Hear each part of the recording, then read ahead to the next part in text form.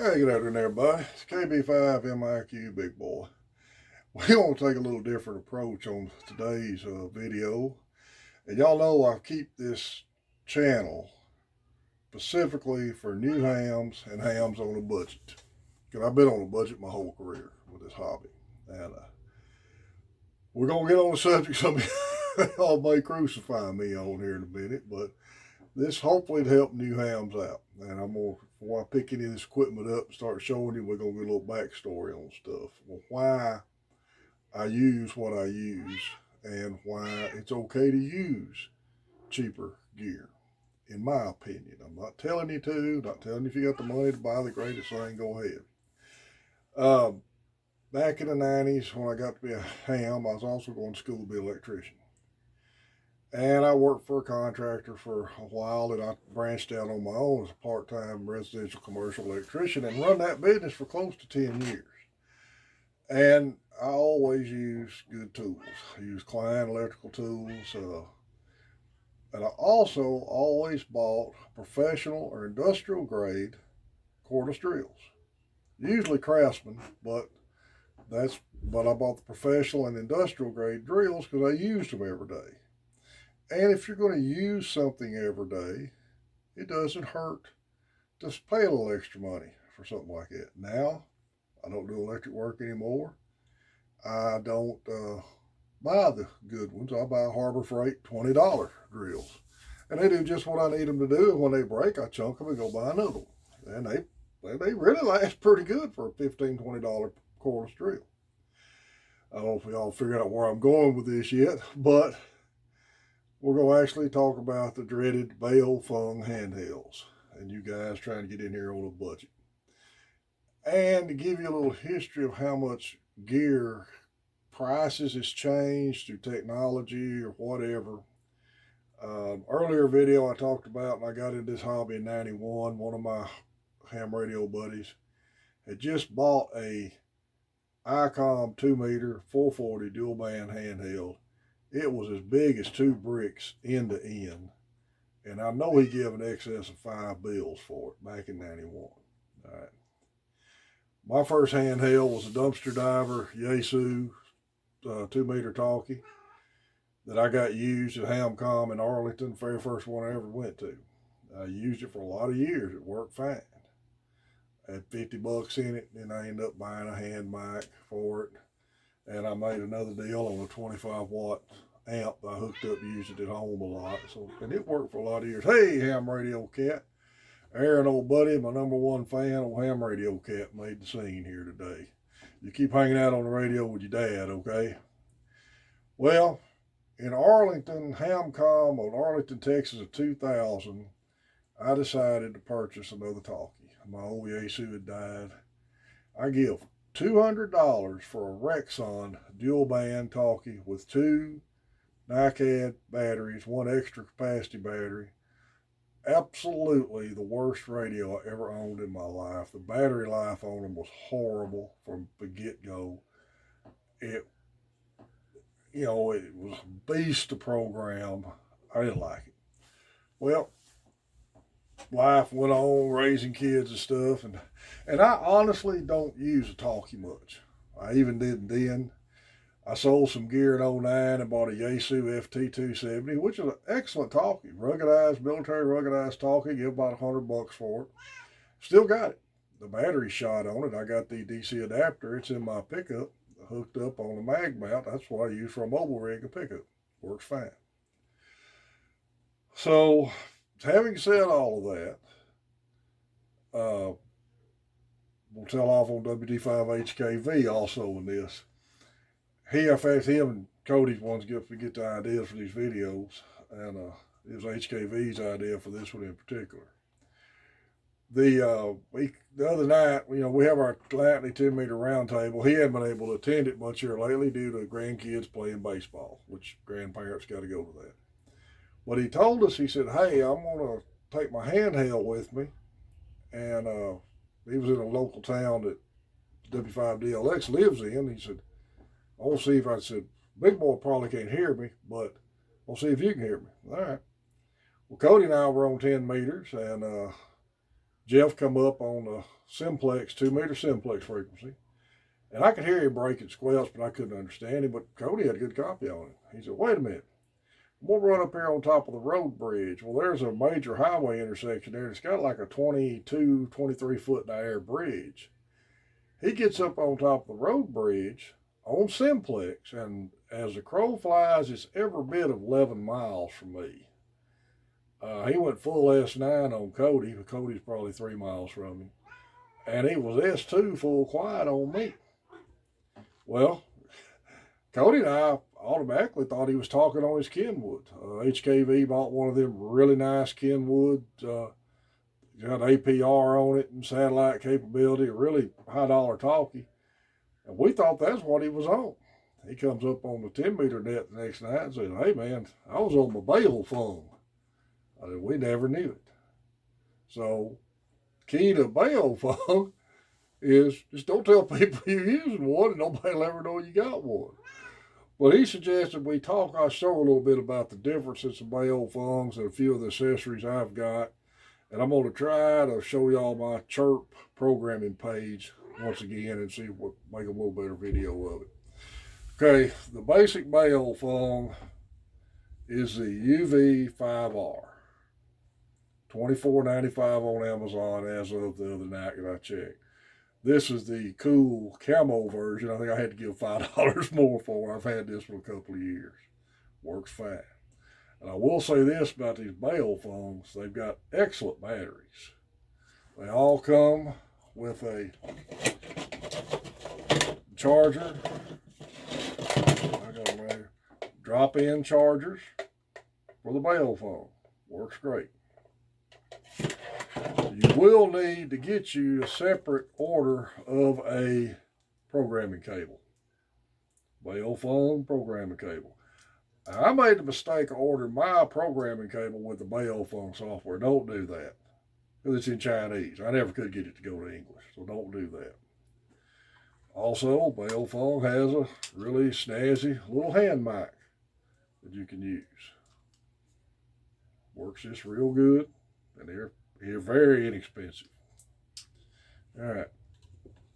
I also recommend the Nagoya 2-meter 440 mag mount antenna that is made for the bail phone. And I think it's $15. Got the cable on it. The SM2A adapter, the connector that screws right on where your rubber duck goes on there. Makes it real easy to use. Works real good. I've used mine a bunch with them. Works great. Now, this is I can't read it. Let me get my glasses on here. The 8-watt version, the BF F8HP. The 8-watt version. And I've added the Nagoya longer rubber duck on it. Seems to improve the performance of it a little bit better. I know in the Boston 147.20 machine from my house, straight line distance is 20 miles. And I've been inside my house and been able to work the repeater during Skywarn with that radio. So, got a kind of a long rubber duck on it, but works fine.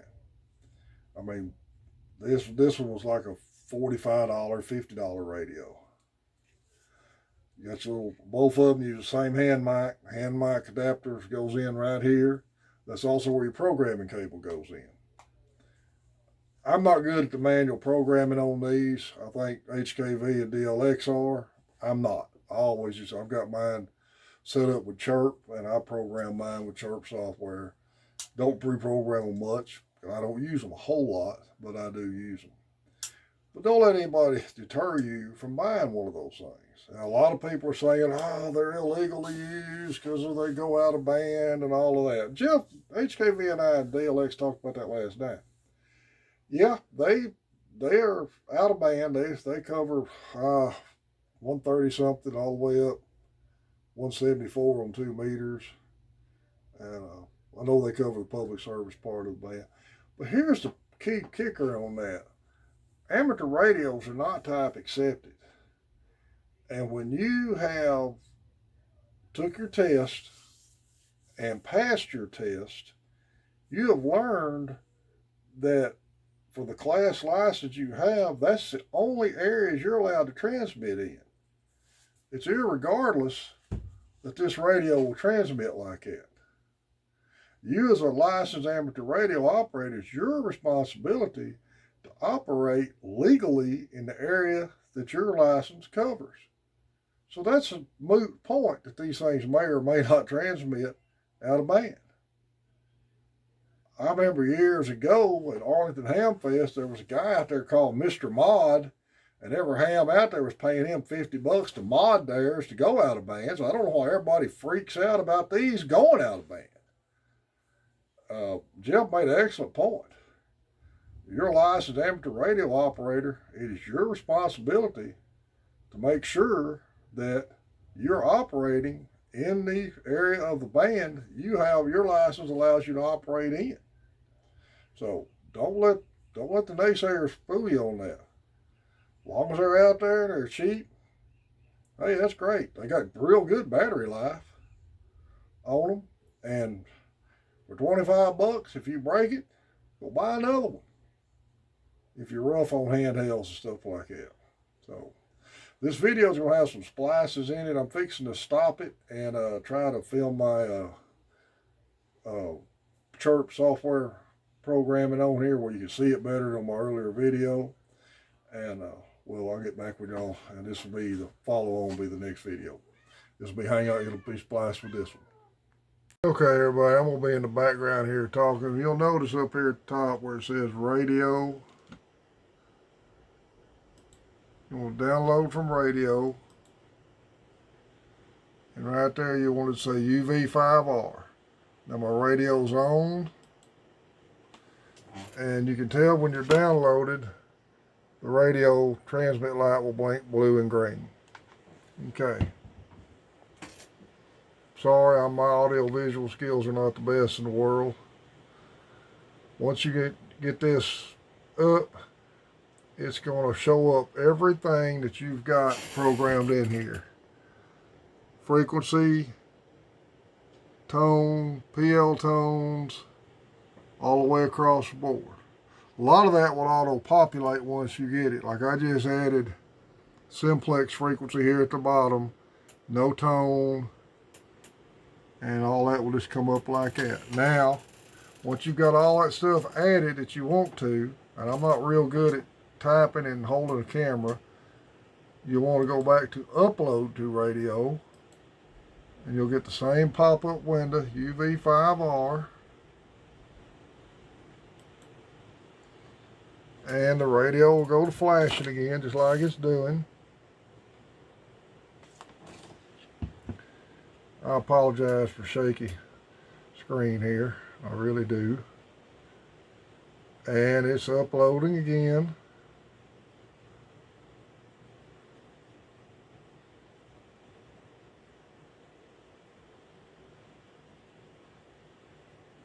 And it's done. Now, this is the mistake I made the first time I bought that 8-watt radio.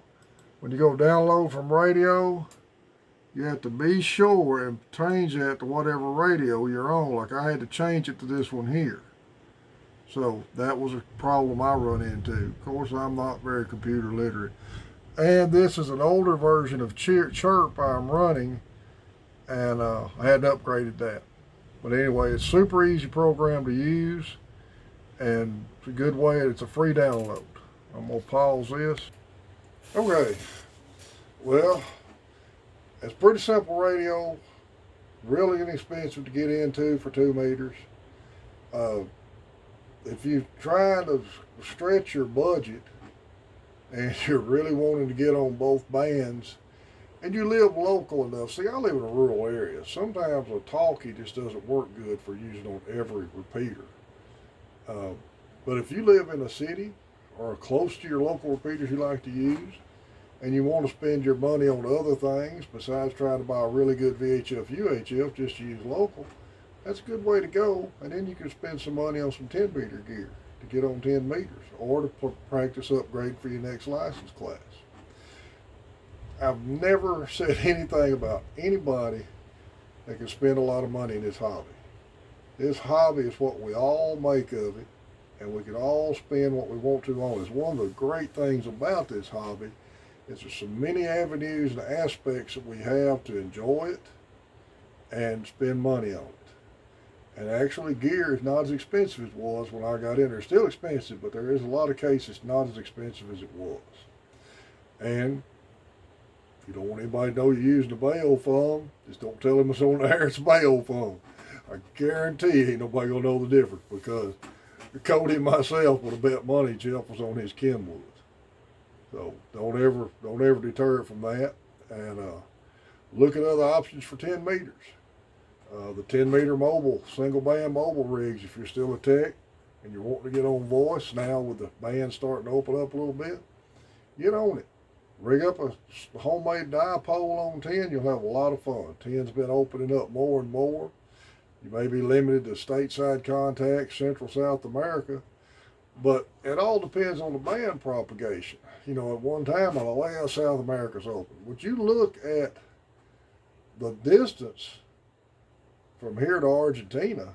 That's pretty long past Skip, just have to be open in that direction. Those are good stations to work. Like I say, I worked Japan on a Ranger 2950 at 25 watts and a wire dipole several times back when the sunspot cycle was really rolling. But don't let the naysayers deter you away from a bail phone. They're all over Amazon, super cheap. The accessories are cheap. Just get your programming cable. You're probably going to have to learn a newer version of Chirp than what I've got. But anyway, I appreciate everybody who subscribed to the channel. We hit 290. I'm really enjoying doing this. Getting some people leaving some really good comments and emails, and I'll try to answer every one. I don't think I've missed one yet. I'll do my best to answer every one. Appreciate everybody who subscribed to this channel. Remember, Main Trading Company in Paris, Texas, good source for ham radio equipment. A lot of your amateur radio clubs all have Facebook pages. 4 States Amateur Radio Club, Dallas Amateur Radio, Cowtown Amateur Radio, Shreveport Amateur Radio, Ham Radio Flea Market Trading Post, Amateur Radio Elmer's, Ham Radio for Newbies. A lot of good Facebook pages for ham radio information. Again, thank y'all. I'm enjoying doing this and plan to keep on doing them. Anybody got any good suggestions, leave me a comment. I appreciate it. This is KB5MIQ, Big Boy, 73.